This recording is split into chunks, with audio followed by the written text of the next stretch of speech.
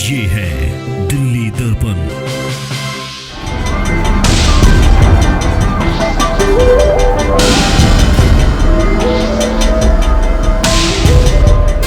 दर्शकों नमस्कार, जय हिंद। आप देख रहे हैं दिल्ली दर्पण टीवी। दर्शकों, कुछ समय से आम आदमी पार्टी के ऊपर पहाड़ टूट चुका है। आम आदमी पार्टी लगातार संकटों में बढ़ती जा रही है।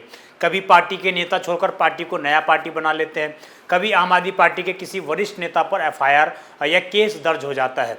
अब जो हम आपको खबर बताने वाले हैं ये भी एक नेता से जुड़ा हुआ है, और ऐसे नेता जो पिछले 2-3 महीने से लगातार आम आदमी पार्टी के लिए मेहनत कर रहे हैं। दिल्ली के अंदर जिस समय से आम आदमी पार्टी चुनाव हारी है, उसके बाद लगातार ये देखा जा रहा था कि आम आदमी पार्टी को आखिरकार दिल्ली के अंदर कौन संभालेगा।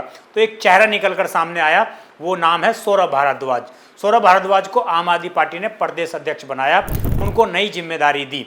चूंकि उन्होंने बेरोजगार नेता के नाम से एक चैनल भी बनाया था, तो आम आदमी पार्टी ने उनको एक नया काम दे दिया, जिसमें उनको प्रदेश अध्यक्ष बना दिया गया आम आदमी पार्टी का, सौरभ भारद्वाज का। पढ़े लिखे नेता हैं, ईमानदार नेता, छवि के नेता कहे जाते थे, और उसके बाद उनको जो है दिल्ली विधानसभा में उनको हार का सामना भी करना पड़ा था। वो विधायक भी नहीं रह पाए थे। तो उसके बाद आम आदमी पार्टी के वरिष्ठम और समझदार नेताओं में, चूंकि उनकी पकड़ भी काफ़ी विधायकों के बीच में है, विधायक उनकी बात भी मानते हैं, तो उसको लेकर उनको आम आदमी पार्टी ने अपना प्रदेश अध्यक्ष नियुक्त कर दिया था। परंतु दर्शकों, अब यहाँ पर एक पॉइंट निकल कर आया है। आम आदमी पार्टी जैसा कि आरोप लगाती रही है कि केंद्र सरकार और केंद्र सरकार की तमाम एजेंसियां मिलकर आम आदमी पार्टी को कमज़ोर करने का काम करती है, आम आदमी पार्टी के पदाधिकारियों को फंसाने का काम करती है, तो वही पॉइंट एक बार फिर से निकल कर आया है। अब सौरभ भारद्वाज जो अब तक बचे हुए थे, सत्येंद्र जैन पर केस हो चुका है, मनीष सिसोदिया जेल जा चुके हैं, अरविंद केजरीवाल भी जेल जा चुके हैं, टॉप लीडरशिप आम आदमी पार्टी की जेल जा चुकी है या उनके खिलाफ केस दर्ज हो चुके हैं। सौरभ भारद्वाज के खिलाफ अब तक कोई कंप्लेन रजिस्टर नहीं हुई थी, परंतु अब दर्शकों ये खबर आई है कि आम आदमी पार्टी के प्रदेश अध्यक्ष सौरभ भारद्वाज के खिलाफ भी सतर्कता निदेशालय, दिल्ली सरकार के सतर्कता निदेशालय ने केस चलाने की मंजूरी केंद्र सरकार से मांगी है। यानी कि अब उनको भी एक घोटाले में लपेट लिया गया है। उनके ऊपर भी लगभग 5 के आसपास जो करोड़ रुपए का घोटाले का आरोप लगा है। आपको क्या है पूरा मामला, कैसे अब सौरभ भारद्वाज फंसने वाले हैं और क्या वो जेल भी जा सकते हैं, इन विषयों पर चर्चा करेंगे और आपको बताएंगे कि वास्तविकता में सतर्कता निदेशालय ने जो केस दर्ज किया है, आखिरकार वो केस क्या है, किसने उसका कंप्लेन की थी और क्या इसकी वजह है। तो दर्शकों, ये जो पूरा केस रजिस्टर किया गया है, ये दिल्ली सरकार के सतर्कता निदेशालय के द्वारा ये अनुमति मांगी गई है कि सौरभ भारद्वाज के ऊपर केस चलाने की अनुमति दे दी जाए।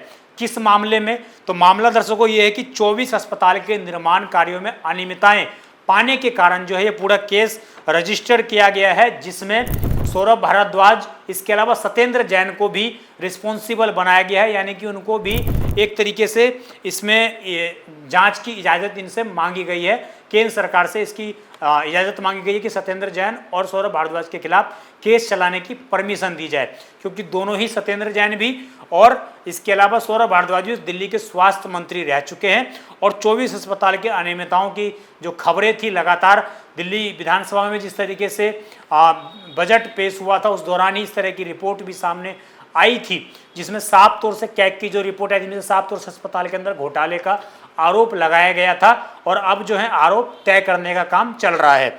इसमें दर्शकों जो ये मामला है पूरा 2018 और 19 का है, जब लगभग 5590 करोड़ और रुपए जो है सैंक्शन किए गए थे, और उसी में इन्हीं जो 5590 करोड़ रुपए सैंक्शन किए गए 2018-19 में, इन्हीं में अनियमितताओं का आरोप लगा था। सत्येंद्र जैन तो उस वक्त मंत्री थे, परंतु उसके बाद सौरभ भारद्वाज को मंत्री बनाया गया था, तो अब उनको भी इसमें शामिल कर लिया गया है। इसकी शिकायत किसने की थी दर्शकों, ये बड़ा ही दिलचस्प जानने के लिए है आपके लिए, क्योंकि उस वक्त जो नेता विपक्ष थे विजेंद्र गुप्ता, दिल्ली विधानसभा के अंतर्गत, और इस वक्त के जो मुख्य दिल्ली विधानसभा के अध्यक्ष हैं विजेंद्र गुप्ता, उन्होंने उस वक्त शिकायत की थी कि अस्पतालों के निर्माण में, अस्पतालों के बिल्डिंग के निर्माण में अवैध रूप से चीज़ें की गई हैं, अनियमितताएं अपनाई गई हैं, और इसी को लेकर अब जो है एसीबी ने पूरी जानकारी दी है कि विजेंद्र गुप्ता ने इसकी शिकायत की थी जो 2018-19 में, और उसको लेकर अब ये केस दर्ज करने की इजाज़त करने की परमिशन मांगी गई है।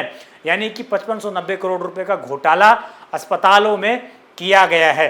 तो शायद आम आदमी पार्टी के कार्यकाल में कोई भी ऐसा कोना बाकी नहीं रहा जहां पर घोटाले की खबरें नहीं आई। और जो सौरभ भारद्वाज साफ छवि के नेता माने जाते थे, अब उनके खिलाफ भी विशेष केस चलाने का डिमांड कर दी गई है। आपको दर्शकों याद होगा कि जब दिल्ली की मुख्यमंत्री नई नई रेखा गुप्ता बनी थी तो उस वक्त वो जीटीबी अस्पताल जो उत्तर पूर्वी दिल्ली में स्थित है वहाँ का उन्होंने दौरा किया था और वहाँ पर उन्होंने बताया था कि एक बिल्डिंग पूरी की पूरी बिल्डिंग बना दी गई है, उस बिल्डिंग का कोई उपयोग नहीं हो रहा है, उस बिल्डिंग को अनऑथराइज तरीके से कोविड के समय पर बना दिया गया, उस बिल्डिंग का ना तो कोविड के समय पर सही से उपयोग किया गया, ना ही कोविड जाने के बाद उस बिल्डिंग को उपयोग किया गया।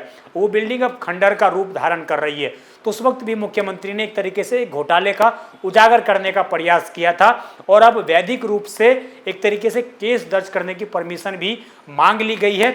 अब देखना ये होगा कि सौरभ भारद्वाज के खिलाफ किस तरह से केस दर्ज किया जाता है, कैसे इस मामले को हैंडल किया जाता है और क्या इस मामले के बाद सौरभ भारद्वाज जेल भी जा सकते हैं, ये एक बड़ा सवाल है। आपकी जो भी पूरी खबर पर राय हो कमेंट अवश्य करिएगा।